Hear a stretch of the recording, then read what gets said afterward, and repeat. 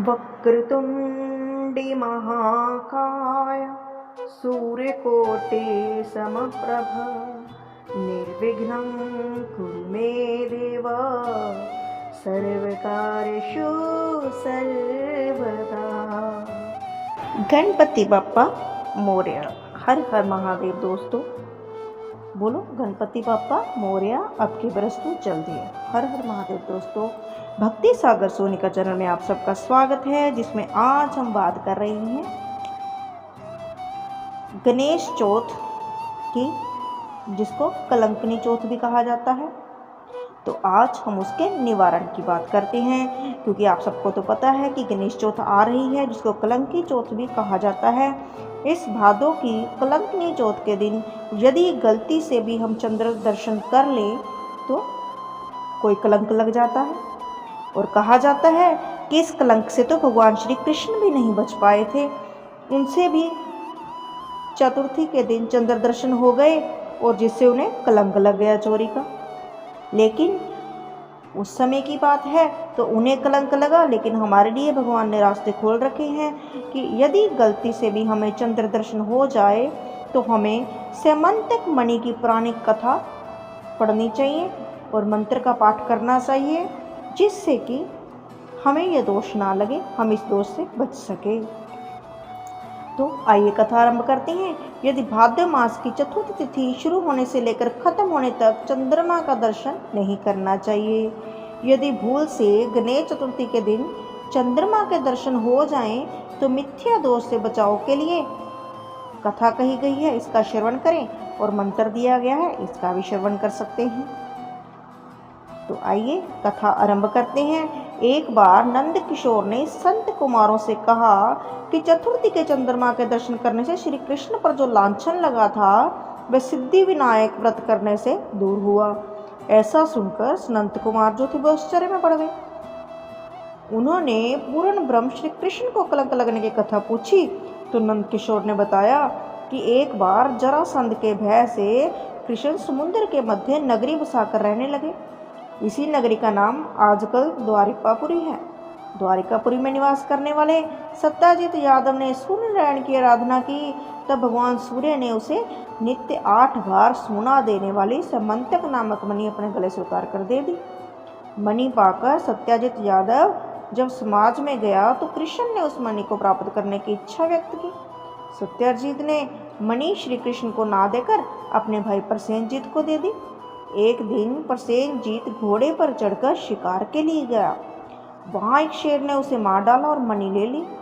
ऋक्षों का राजा जाम्बत उस सिंह को मारकर मणि लेकर गुफा में चला गया। जब प्रसेनजीत कई दिनों तक शिकार से ना लौटा तो सत्यजित को बड़ा दुख हुआ। उसने सोचा कि श्री कृष्ण ने ही मणि प्राप्त करने के लिए उसका वध कर दिया होगा। ऐसा ही होता है ना, जब कोई हमारी किसी चीज़ की तारीफ कर दे और वो खराब हो जाए तो हम उसी का नाम ले देते हैं। ऐसा ही तब हुआ। बिना किसी प्रकार की जानकारी जुटाए उसने प्रचार कर दिया कि कृष्ण ने प्रसेनजीत को मारकर स्यमंतक मणि छीन ली है। इस लोक निंदा के निवारण के लिए श्री कृष्ण बहुत से लोगों के साथ प्रसेनजीत को ढूंढने वन में गए।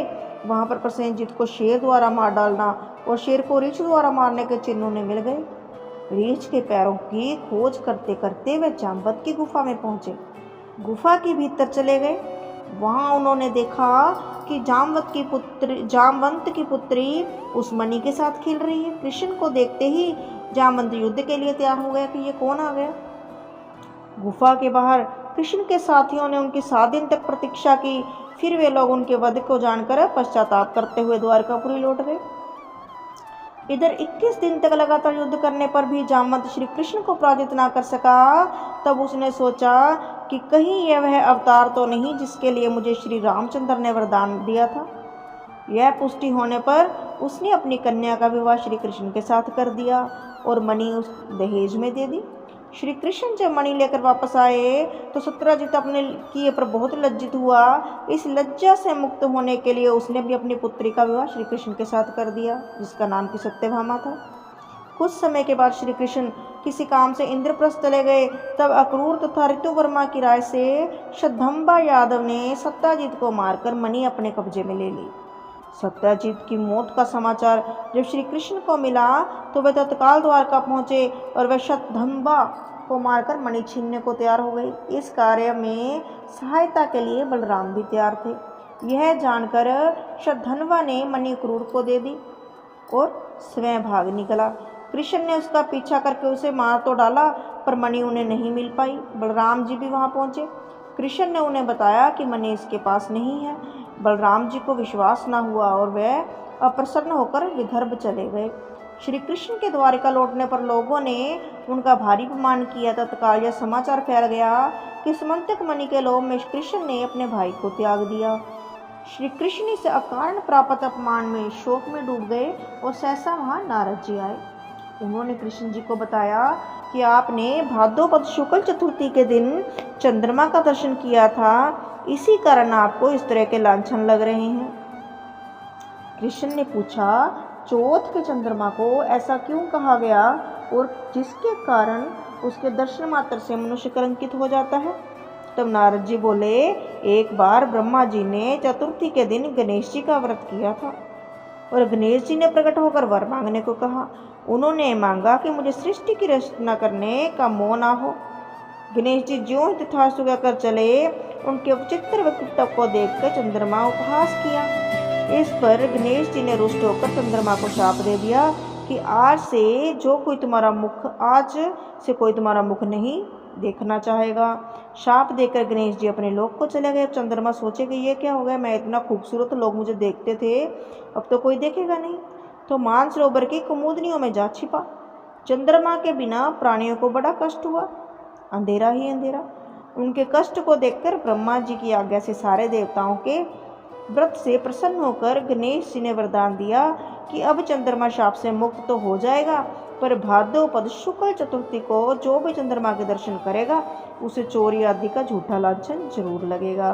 किंतु जो मनुष्य प्रत्येक द्वितीय को दर्शन करता रहेगा वह इस लांछन से बच जाएगा। इस चतुर्थी को सिद्धि विनायक व्रत करने से सारे दोष छूट जाएंगे। यह सुनकर देवता अपने अपने स्थान को चले गए। इस प्रकार भाद्रपद शुक्ल चतुर्थी को चंद्रमा का दर्शन करने से आपको यह कलंक लगा है। तब श्री कृष्ण ने कलंक से मुक्त होने के लिए यह व्रत किया था।